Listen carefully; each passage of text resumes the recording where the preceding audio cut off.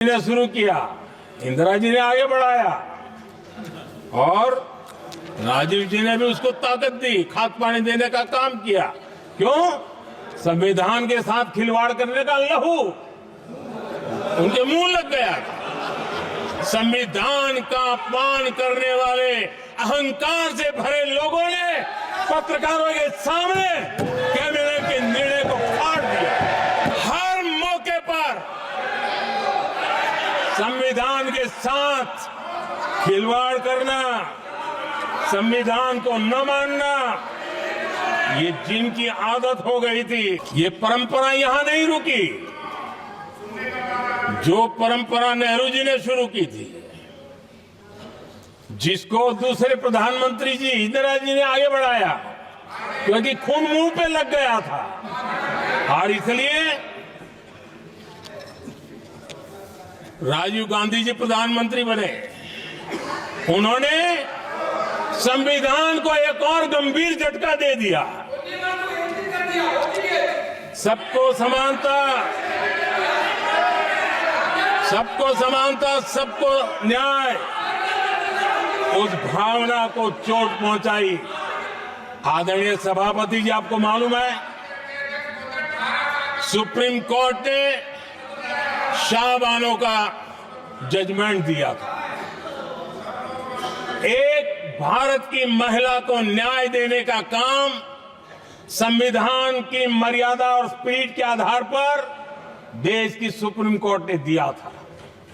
एक वृद्ध महिला को उसका हक मिला था सुप्रीम कोर्ट से, लेकिन उस समय के प्रधानमंत्री राजीव गांधी ने शाहबानो की उस भावना को, सुप्रीम कोर्ट की उस भावना को नकार दिया और उन्होंने वोट बैंक की राजनीति के खातिर संविधान की भावना को बलि चढ़ा दिया और कट्टरपंथियों के सामने सर झुकाने का काम कर दिया।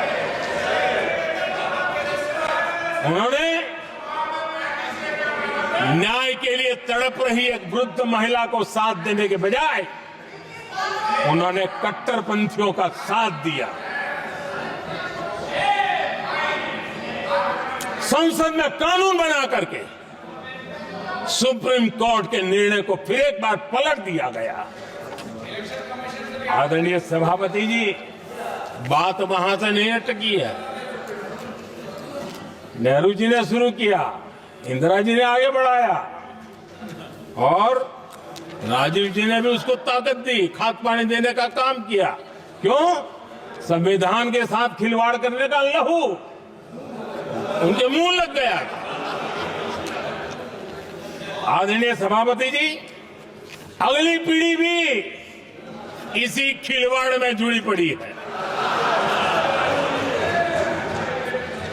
एक किताब को मैं कोट कर रहा हूं।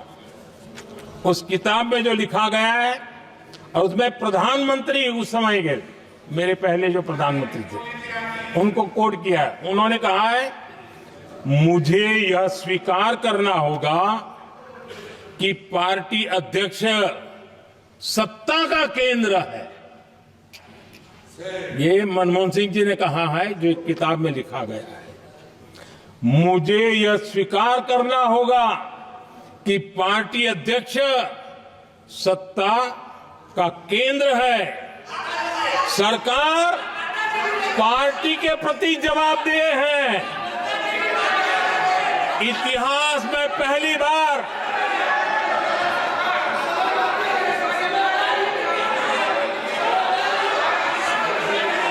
आदरणीय सभापति जी, नहीं, आप सदन इतिहास तरीके में पहली बार नो, ये तरीका बिल्कुल ठीक नहीं है।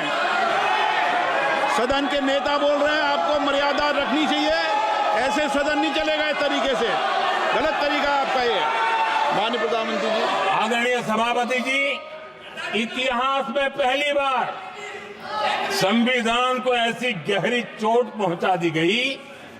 संविधान निर्माताओं ने चुनी हुई सरकार और चुने हुए प्रधानमंत्री की कल्पना तक ही हमारा संविधान था, लेकिन इन्होंने तो प्रधानमंत्री के ऊपर एक गैर संवैधानिक और जिसने कोई शपथ भी नहीं लिया था नेशनल एडवाइजरी काउंसिल पीएमओ के भी ऊपर बैठा दिया।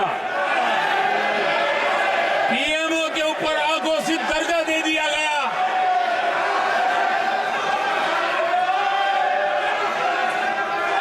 आदरणीय सभापति जी, इतना ही नहीं, और एक पीढ़ी आगे चले और उस पीढ़ी ने क्या किया? भारत के संविधान के तहत देश की जनता जनार्दन सरकार चुनती है और वो सरकार का मुखिया कैबिनेट बनाता है। ये संविधान के तहत है। इस कैबिनेट ने जो निर्णय किया, संविधान का अपमान करने वाले अहंकार से भरे लोगों ने पत्रकारों के सामने कैबिनेट के निर्णय को फाड़ दिया। संविधान को हर मौके पर संविधान के साथ खिलवाड़ करना, संविधान को न मानना, ये जिनकी आदत हो गई थी। और दुर्भाग्य देखिए, एक अहंकारी व्यक्ति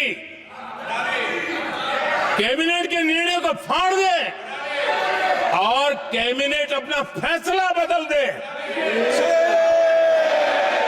ये कौन सी व्यवस्था है? आदरणीय सभापति जी, मैं जो कुछ भी कह रहा हूं वो संविधान के साथ क्या हुआ उसी की बात कर रहा हूं। उस समय करने वाले पात्रों को लेकर किसी को परेशानी होती होगी, लेकिन बात संविधान की है। मेरे मन के और मेरे विचारों को मैं अभिव्यक्त नहीं कर रहा हूं।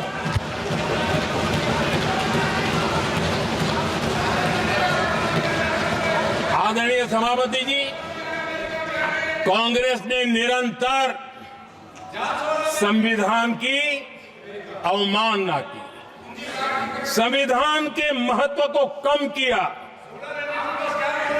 कांग्रेस इसके अनेक उदाहरणों से भरा पड़ा हुआ है। ने शुरू किया, इंदिरा जी ने आगे बढ़ाया और राजीव जी ने भी उसको ताकत दी, खाद पानी देने का काम किया।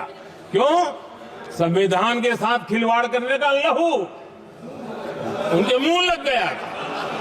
संविधान का अपमान करने वाले अहंकार से भरे लोगों ने पत्रकारों के सामने कैबिनेट के निर्णय को फाड़ दिया। हर मौके पर संविधान के साथ खिलवाड़ करना, संविधान को न मानना, ये जिनकी आदत हो गई थी।